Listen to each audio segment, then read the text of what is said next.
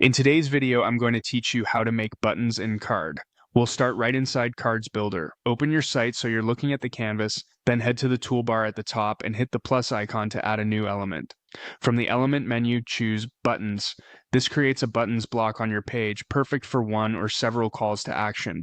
With the buttons block added, look to the left sidebar. Select the individual button listed there to edit its details. First, give it a clear label, the short text your visitors will see.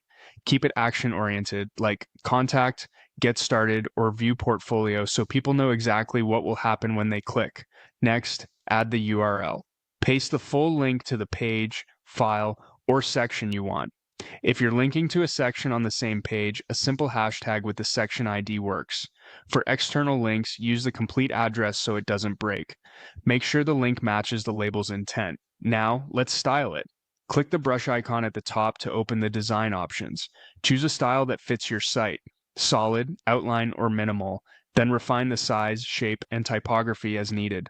Move to the color controls to set the background and text colors. Aim for strong contrast for accessibility and keep it consistent with your brand palette.